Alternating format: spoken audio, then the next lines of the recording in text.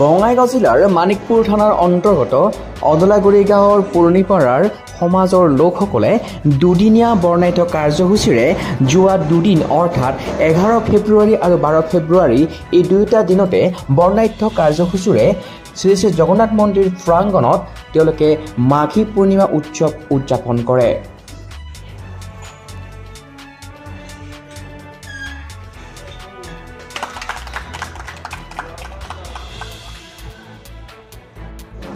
আৰু আপোনালোকে দেখা পাই আছে সেই বিশেষ দৃশ্যাংশ য'ত ভক্তসকলে এনেদৰে ধূপ চাকি জ্বলাইছে, তেওঁলোকে আচলতে সেৱা লৈছে আৰু সুন্দৰ এক পৰিৱেশ বুলি ক'ব পাৰি। ইয়াত দিনৰ ভাগৰ পৰিৱেশ এয়া আছিলে যোৱাকালিৰ দিনৰ ভাগৰ কিছু দৃশ্যাংশ য'ত আপোনালোকে দেখা পাইছে ভক্তসকলে আহি পেলাই এনেদৰে ধূপ চাকি জ্বলোৱা পৰিলক্ষিত হৈছে। সমান্তৰালকৈ ভাগৱত পাঠ ইত্যাদি ধৰ্মীয় নাম প্ৰসংগ ইত্যাদি চলিছিলে দিনৰ ভাগত, আৰু নিশাৰ ভাগত হৰগৌৰী নাট্য দলে নাট প্ৰদৰ্শন কৰিছিলে। সেয়া আপোনালোকক কিছু সময় পিছত দেখুৱাম কিছু দৃশ্যাংশ তাৰে। আৰু দেখি আছে ভক্তসকলে দিনৰ ভাগত এনেদৰেই সেৱা লোৱা কিছু দৃশ্যাংশ, আৰু বিজয় ৰায়ে তেওঁৰ প্ৰতিবেদন দেখুৱাই আছে এই বিশেষ দৃশ্যাংশ।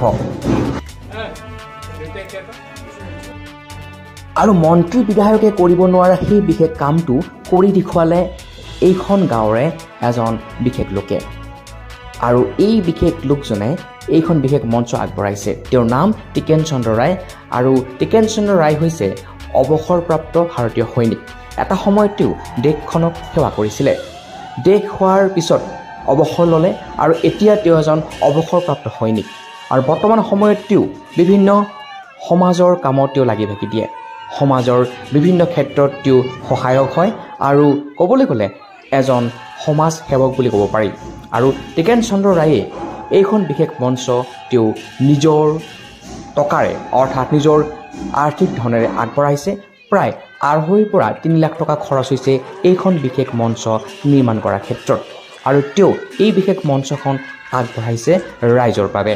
গতিকে সকলোৱে প্ৰশংসাৰে উপচাই দিছে টিকেন চন্দ্ৰ ৰায়ক, আৰু সকলোৱে কৈছে মন্ত্ৰী বিধায়কে কৰিব নোৱাৰা সেই বিশেষ কামটো কৰি দেখুৱালে টিকেন চন্দ্ৰ ৰায়ে।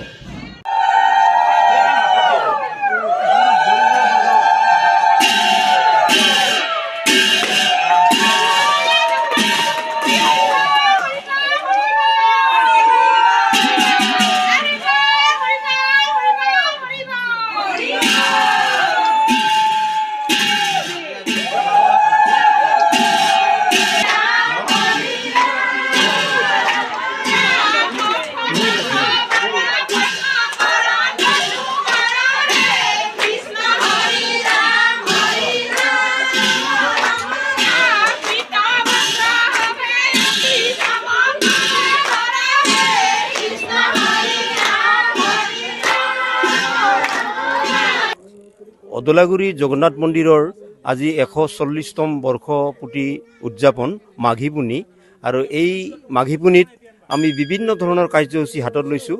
বিশেষকৈ ৰাতিপুৱাৰ যিখিনি বন্তি প্ৰজ্বলন, ধৰ্মীয় পতাকা উত্তোলন, তাৰপিছত আপোনাৰ শ্বহীদ বেদীত মাল্যাৰ্পণ, এইখিনি আমি ইতিমধ্যে কৰিলোঁ। কৰাৰ পিছতে আমাৰ হোমযজ্ঞ ব্ৰাহ্মণৰ দ্বাৰা চলি আছে। কিছু সময় পিছতে নাম প্ৰসংগ আৰম্ভ হ'ব, ভাগৱত পাঠ আৰম্ভ হ'ব। আশা কৰিম যে অনাগত দিনবোৰত আমাৰ যিটো উদীয়মান ডেকা আছে তেওঁলোকে এইবিলাক বস্তু আমাৰ পৰা শিকি যাওক, আৰু অনাগত দিনবিলাক এইবিলাক বনাওক।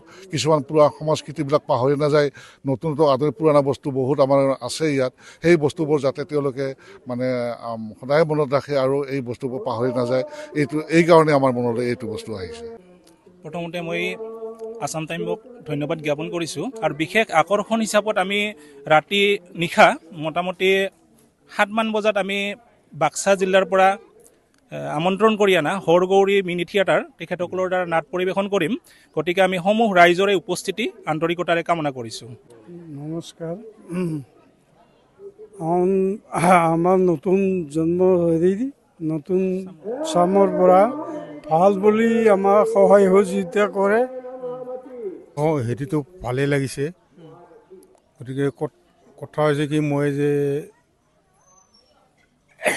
এই মঞ্চটো দিলোঁ, মঞ্চটো দিয়াৰ মোৰ এটা প্ৰতিজ্ঞা আছিল, যিহেতু আমি মা বাবাক সিহঁতৰ দ্বাৰাই আমি এই পৃথিৱীখন দেখা পাইছোঁ, আৰু সেইকাৰণে মই মনত কল্পনাটো পূৰণ কৰিম বুলি মা বাবাৰ মই এই মঞ্চটো দিলোঁ আজি।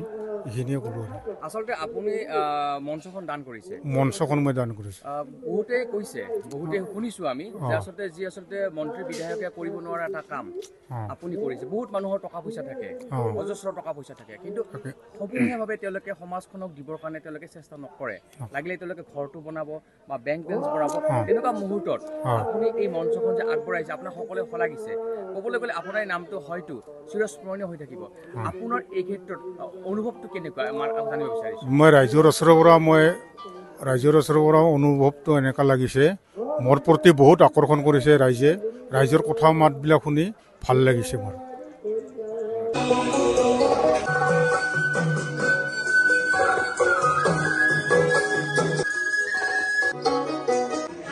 আৰু পৰৱৰ্তী সময়ত মঞ্চদাতাক সম্বৰ্ধনা জনোৱা হয় তেওঁৰ সহধৰ্মিনীক সম্বৰ্ধনা জনোৱা হয় আৰু তেওঁৰ পৰিয়ালবৰ্গক সম্বৰ্ধনা জনোৱা হয় আৰু সুন্দৰ এক পৰিৱেশ বুলি ক'ব পাৰি আৰু প্ৰত্যেকেই শলাগিছে কাৰণ কিয় বহু ব্যক্তি এনেকুৱা ধৰণৰ যিবোৰ ব্যক্তি আচলতে বহু টকা পইচা থাকে কিন্তু তেওঁলোকে আচলতে এনেদৰে ৰাজহুৱা কামত খৰচ নকৰে তেনেকুৱা ক্ষেত্ৰত এই বিশেষ ব্যক্তি এজন সকলোৰে শলাগৰ পাত্ৰ হৈ পৰিছে এক আদৰ্শ হৈ পৰিছে আশা ৰাখিছোঁ অনাগত দিনত তেওঁ এনেদৰে সমাজখনক এনেদৰে তেওঁ কিছু ক্ষেত্ৰত সহায় কৰিব আৰু অনাগত দিনত তেওঁৰ যি এই আদৰ্শ সকলোৱে মনত ৰাখিব আৰু এই পৰিৱেশ হৈছিলে যোৱাকালি দিনটোৰ আৰু নিশাৰ ভাগত প্ৰায় তেতিয়া 8 মান বজাৰ আগে যেতিয়া তেওঁক মঞ্চত এনেদৰে সম্বৰ্ধনা জনোৱা হৈছিল সুন্দৰ এক পৰিৱেশ বিৰাজ কৰিছিল সকলোৱে শলাগিছিলে আৰু পৰৱৰ্তী সময়ত আমন্ত্ৰণ জনোৱা হৰগুৰি মিনি থিয়েটাৰে তেওঁলোকৰ নাট প্ৰদৰ্শন কৰে আৰু এই বিশেষ নাট চাবৰ কাৰণেও বিভিন্ন প্ৰান্তৰ পৰা লোকৰ সমাগম হয় সকলোৱে আদৰি লৈ এই প্ৰতিটো অনুষ্ঠানলৈকে